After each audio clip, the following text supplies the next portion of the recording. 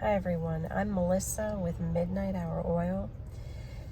So I'm sitting in the car waiting on my husband, and I wanted to just share something quickly with you that the Holy Spirit reminded me of this morning. I think it will encourage you. I was praying for a friend who's really going through the fire right now, and as I was praying for her, the Holy Spirit reminded me of a dream that I was given years ago.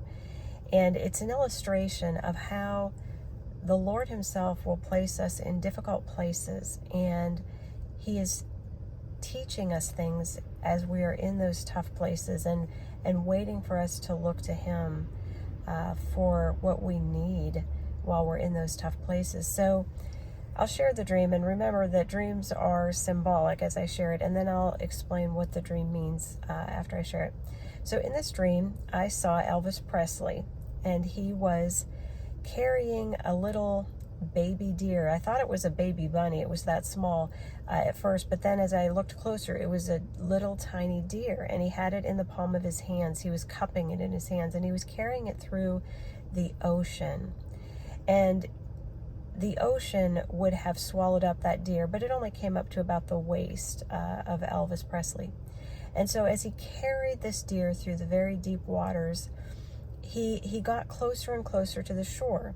And as he got closer to the shore, he placed the deer in the water just above its head. And then he waited. And as I was watching this unfold, I got really concerned because I could see that the deer couldn't breathe. Its head was down, and so its nose was in the water and it couldn't breathe, and I was afraid it was going to drown. But I felt in my spirit I just needed to wait and watch. And so I just kept watching. And after, I don't know, maybe 10 or 15 seconds, the deer suddenly lifted its head up and looked up. And when it did, it was able to breathe. And the deer was so happy that it leaped out of the water onto the shore and started running around, and it was celebrating. And there were others on the shore celebrating with it.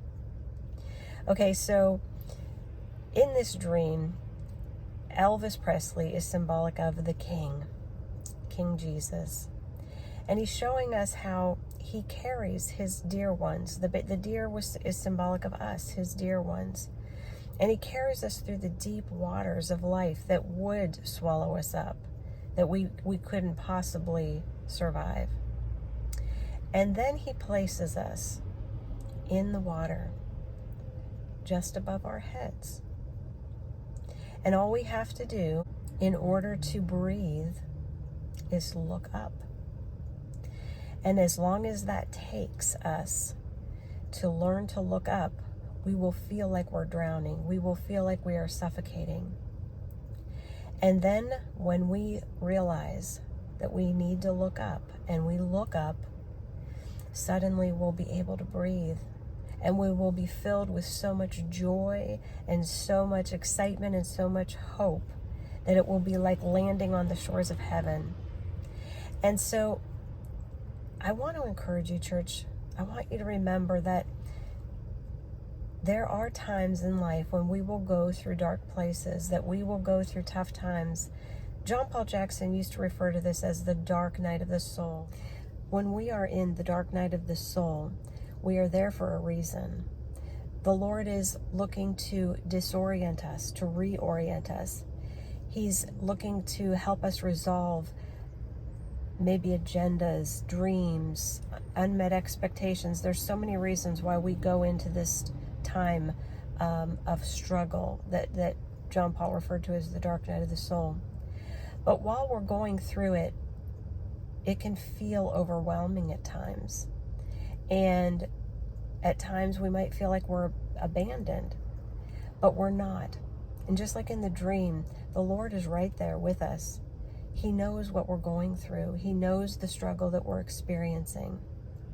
And he is waiting for us to look up. He's waiting for us to look to him for what he is trying to teach us, for what he is trying to show us, for what he's trying to bring us into. And it may not be easy. And it may take a while for us. For each one of us, it'll be a different amount of time that we have to stay in that dark night of the soul until we get to the place the Lord is trying to bring us. But I want to encourage you, while you're going through these tough times, instead of asking the Father, why do I have to suffer? Why am I going through this? Instead, ask Him what He's wanting to teach you through the difficulties, through the struggle. And I believe that when we have the attitude of, Father, I just want to learn what you're trying to show me, I want to learn what you're trying to teach me, that it will help us get through it and get to the place where we are lifting our heads up and we are able to breathe. And when we get to that place, it'll be a time of joy and celebration that will be unequaled, like being in heaven itself. And we will get there, church, we will, but not on our own. We are not meant to go through these things alone. Jesus said in John 15:5, I am the vine, you are the branches. If a man remain in me and I in him, he will bear much fruit. Apart from me, you can do nothing. So we need Him. He isn't a luxury. The Lord is not a luxury in our lives. He is essential. We need Him to get us through these difficult times and to teach us what He wants us to learn and help us to grow up spiritually.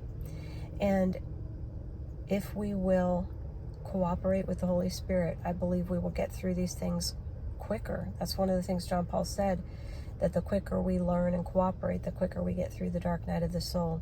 But the Lord isn't going to allow us to endure more than we're able to bear. 1 Corinthians 10:13 tells us, no temptation has seized you except what is common to man. And God is faithful. He will not let you be tempted beyond what you can bear. But when you are tempted, He will also provide a way out so that you can stand up under it. So church, trust the Lord in these tough times. I know a lot of people are going through the fire right now, where a lot of us are struggling in different ways, me included. All that we're going through, there's a reason for it. It's not happenstance. Nothing happens in our lives without a reason. So I encourage you, church, keep looking to the Lord, trusting that He has your best interests in mind, and that when you get through what you're going through, it's going to be a glorious, joyful time. I hope and I pray that this message has encouraged you. And as always, church, it is my prayer that we will all continue to keep our lamps burning bright while we wait for Jesus. I love you all. God bless you.